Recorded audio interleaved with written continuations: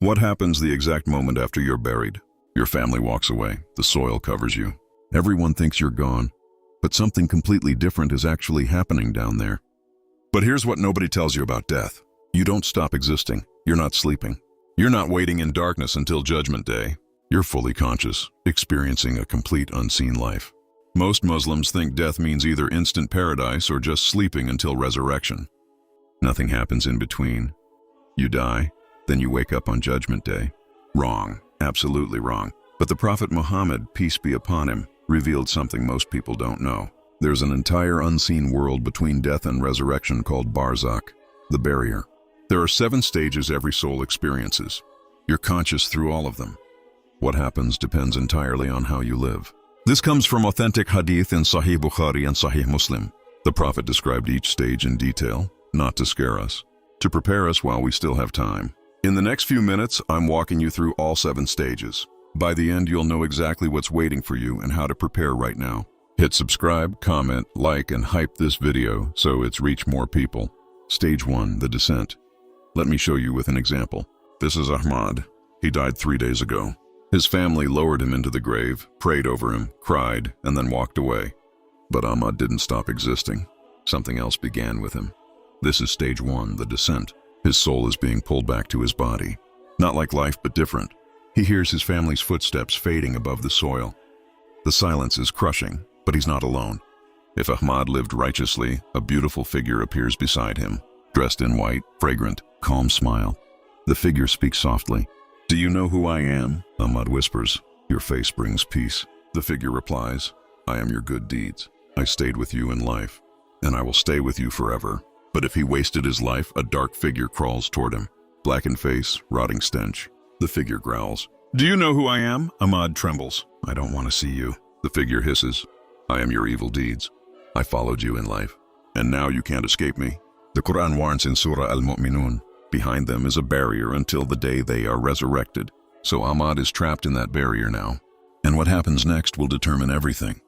2 beings are approaching his grave. Stage 2, the questioning. Now this time again, Ahmad hears footsteps. But not human footsteps, something heavier. 2 figures appear in his grave, Munkar and Nakir, the angels sent to question every soul. Their voices shake the earth around him. This is stage 2, the question. They ask 3 questions. Who is your Lord? What is your religion? Who is your prophet? If Ahmad lived on his faith, the answers flow instantly from his tongue. My Lord is Allah, my religion is Islam, my prophet is Muhammad. His heart knows the truth, no hesitation. Light begins filling his grave. But if Ahmad only said he was Muslim without truly living it, his tongue freezes. "I don't know. I heard people say something." The words won't come. His mind goes completely blank. Panic sets in as darkness closes around him. The Prophet warned in Sahih Bukhari, "They will ask you questions your entire afterlife depends on. Which Ahmad will you be? The one who answers with certainty or the one whose tongue betrays him?" Now the grave will begin to react to his answers in the next stage. Stage 3, expansion or constriction. Now suddenly Ahmad feels the walls moving around him. Something's happening to the grave itself. This is stage 3, expansion or constriction. If Ahmad answered correctly, his grave expands. The walls stretch out as far as his eyes can see. Spacious, comfortable, like a room in a palace. He can breathe, he can move. The earth that felt heavy a moment ago now feels like soft cushions. But if he failed the questions, the opposite happens. The walls close in, squeezing, crushing his chest. His ribs pressing into each other. The pain is unbearable. He can't move, can't breathe properly. The earth itself is punishing him. The Prophet said in Sahih Muslim that even the righteous feel a gentle squeeze at first, a reminder of their humanity. But then it releases like a mother's embrace. Same piece of ground, 2 completely different realities. Your deeds determine which one becomes yours. Ahmad's grave settles into its new state. But something else is happening now. The darkness is changing in the next stage. Stage 4, light or darkness. Now Ahmad's eyes adjust to his surroundings. And then he sees something. This is stage 4, light or darkness. If Ahmad prayed his 5 daily prayers, gave charity, helped people, his grave fills with warm light. Like sunrise, soft and golden. Every good deed he did becomes light surrounding him. He can see clearly. He feels warmth, peace. But if he skipped prayers, lied, hurt people without seeking forgiveness, complete darkness surrounds him, thick, suffocating. He can't see his own hands. The darkness presses against him like a physical weight. Every sin he committed becomes darkness that won't leave. The Quran says in Surah An-Nur, Allah guides to his light whom he wills, and for whom Allah has not made light, there is no light. Everything you do in life either builds light or darkness around you in the grave. Every choice matters. Every prayer counts. Every lie adds to the darkness. Stage 5, comfort or torment. Now a window appears in Ahmad's grave. He sees something through it. This is stage 5, comfort or torment. If Ahmad lived righteously, he sees paradise through that window. Gardens, rivers, beauty beyond description. He smells it. Roses and musk and sweetness he's never known. Every breath fills him with joy. This is his preview, his promise. Peace floods his heart. But if he failed, a different window opens. Hellfire. He sees the flames. He feels the heat on his face. He smells burning flesh and sulfur. Terror grips him. This is his preview, his warning. He tries to look away, but he can't. He can't. The window stays open. The Prophet said in Sahih Bukhari that the believer's grave becomes a garden from the gardens of paradise. The sinner's grave becomes a pit from the pits of hell. Right now, people in their graves are experiencing these realities. Their bodies decomposed, but their souls are fully conscious.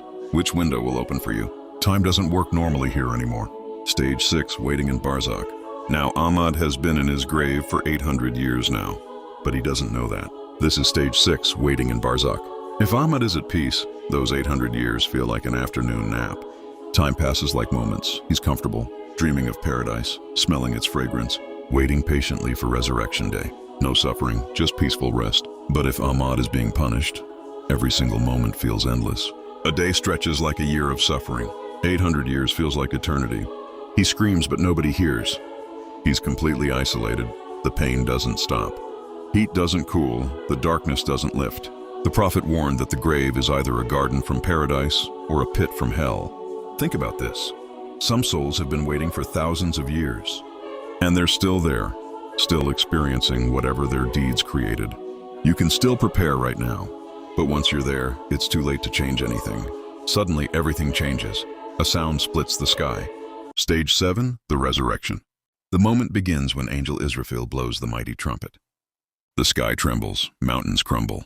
Ahmad hears the sound even inside his grave. This is stage 7, the resurrection. If Ahmad was at peace, he rises calmly. He's been waiting for this day. The day he meets Allah. The day his patience is rewarded. Peace surrounds him as he stands. He's ready. But if Ahmad was being punished, he rises in complete terror. Barzakh was just the preview. Now comes the actual judgment. Now comes eternity. Everything he feared in the grave is about to become permanent. The Prophet said in Sahih Bukhari that people are resurrected in the same state they died in. The believer in peace, the disbeliever in terror.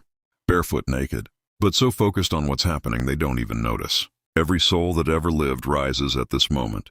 Billions of people, all facing the same reality. Judgment Day has begun. The 7 stages of Barzakh end here. Your eternity begins. These 7 stages are waiting for every single person. No exceptions.